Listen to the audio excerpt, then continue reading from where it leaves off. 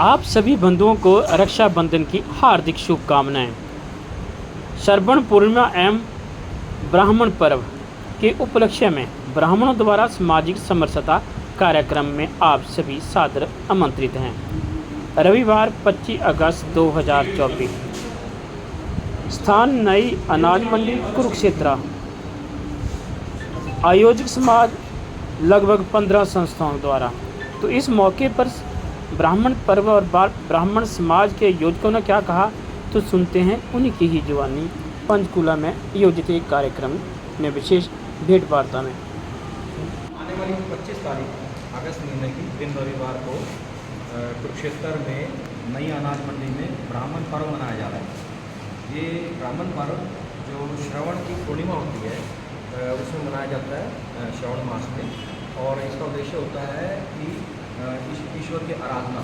और इस समय पर जो छोटे बच्चे होते हैं घर में, जिनकी आयु 8 वर्ष और उससे कम होती है, उनका जो कोई संस्कार किया जाता है वैदिक धर्म में, तो वो है। और वहाँ स्नान की व्यवस्था है और हवन व अन्य कई प्रकार के जो रिचुअल्स हैं उनकी व्यवस्था है। उस पर यहाँ आज पंचकूला में आकर के सभी भाइयों को यहाँ पर आमंत्रित किया गया है और इनसे अनुरोध है कि शाह परिवार इस कार्यक्रम में आकर के कार्यक्रम की शोभा बढ़ाएं व अपने अपने संस्कार के बच्चों के संस्कार करें।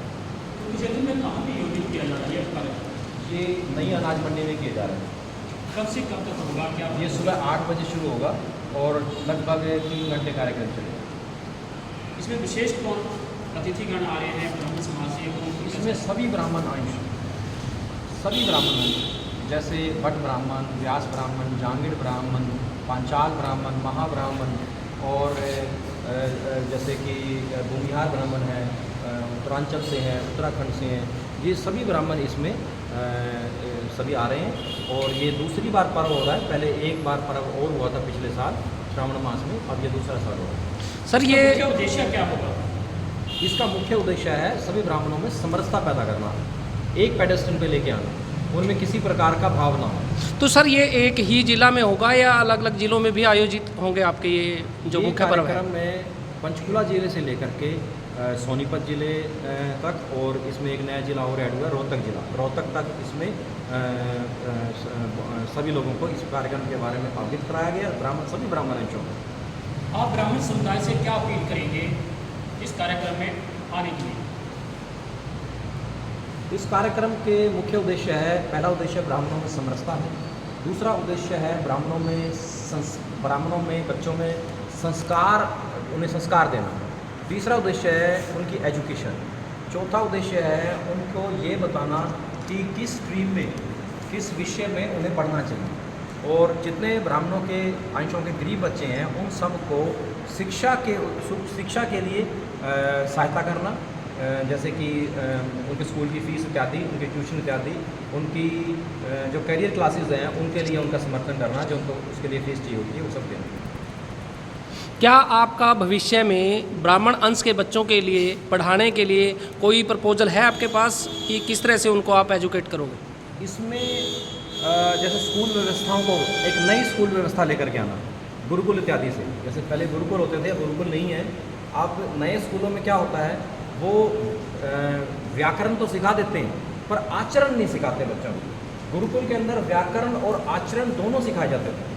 आज की व्यवस्था में व्याकरण पे ज़्यादा ध्यान है और आचरण पर ध्यान कम है, तो उस गुरुकुल व्यवस्था को फिर से स्थापित करना उद्देश्य है। देखिए, जहाँ तक बात है ब्राह्मण को गरीब बतलाने की, जो व्यक्ति शिक्षित है और दूसरे को शिक्षा देता है उसे गरीब कहना उचित नहीं। वो आर्थिक रूप से कोई गरीब हो सकता है, परंतु शिक्षित व्यक्ति कभी भी गरीब नहीं हो सकता। जो समाज को दिशा दे वो गरीब नहीं हो सकता। उस ब्राह्मण सदा से समाज को दिशा देने वाला रहा है। देखो, ऐसा है, जिसकी गोद में चारों वेद पलते हो ना, ब्राह्मण कभी गरीब नहीं हो सकता। इस समाज की सबसे बड़ी अहम कड़ी है ब्राह्मण। आज भी 55% उच्च पदों पर ब्राह्मण हैं।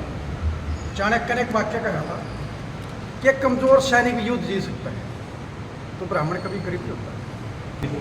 हाँ, जहाँ जो लोग आर्थिक रूप से कमज़ोर हैं, जो परिवार, वहाँ कोई किसी प्रकार का सरकार कंसिडरेशन करे पहले नहीं किया है, तो इससे हमें किसी प्रकार का मैं शीतल कुमार भट्ट बुरवाला अखिल भारतीय ब्रह्म भट्ट सभा थानेसर कुरुक्षेत्र का प्रधान जिला पंचकुला से हूँ।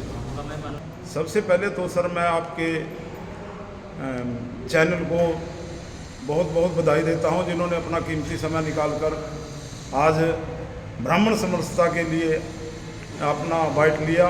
आज हमारे परम पूज्य श्री सूर्यकांत जी दिनेश जी, जो कि श्रवण पूर्णिमा एवं भट्ट एवं ब्राह्मण पर्व उत्सव मनाने के लिए, जो कि 25 अगस्त को दिन रविवार को अनाज मंडी कुरुक्षेत्र में मनाना है, इनकी अध्यक्षता में हम गांव टू गांव गए और लोगों से इसके बारे में जागरूक किया, ताकि सभी जितने भी हमारे ब्राह्मण अंश हैं इस समरसता से जुड़े। और इसका तथ्य हमारे सूर्यकांत जी ने पहले ही रख दिया था। अभी ये हमारी समस्याएं हैं और सभी को साथ लेकर चलेंगे, जब ही एकता दिखाएंगे, जब ही कुछ ना कुछ हम सरकार से भी ले पाएंगे। ये हमारा उद्देश्य है। जय माँ सरस्वती, जय भगवान परशुराम जी।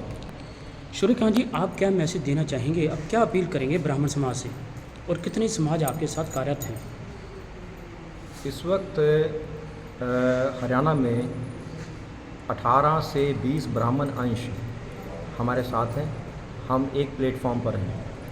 हमारा उद्देश्य सभी ब्राह्मण अंशों में, जैसे कि जांगड़ा, हिमान, पंचाल, महाब्राह्मण, गौड़, त्यागी, सारस्वत, भूमिहार, मैथिली इत्यादि में समरसता उत्पन्न करना है। इनको एक प्लेटफॉर्म पे लाना, इनमें ये भाव पैदा करना, इनको ऐसा एहसास दिलाना, इनको ऐसा फील करवाना कि हम सब एक ही पिता की संतानें हैं। हमें कोई अंतर नहीं है, हमें कोई छोटा बड़ा नहीं है, और सभी को समरसता के पश्चात दूसरे उद्देश्य हैं, शिक्षा संबंधित उद्देश्य हैं, उनकी समाज में भागीदारी, उनका आर्थिक, सामाजिक और राजनीतिक स्तर को ऊंचा करना ही हमारा उद्देश्य है। कुरुक्षेत्र में आप द्वारा कार्यक्रम योजित किया जा रहा है, उसके बारे में अपील करेंगे आप? कुरुक्षेत्र में 25 अगस्त दिन रविवार नई अनाज मंडी में श्रावण पूर्णिमा पर श्रावण उत्सव व ब्राह्मण पर्व मनाया जाने जा रहा है, जिसमें हरियाणा के पंचकुला से लेकर के सोनीपत और इसमें ज़िला रोहतक भी शामिल है। यहाँ तक के ब्राह्मणों को, सभी ब्राह्मण अंशों को इनविटेशन दिया गया है कि यहाँ अपने परिवार के साथ आएँ व इस पर्व को धूमधाम से मनाएं व हमारे उद्देश्यों को समझें कि किन उद्देश्यों के लिए ये सब लोगों को एक प्लेटफॉर्म पर लाया जा रहा है।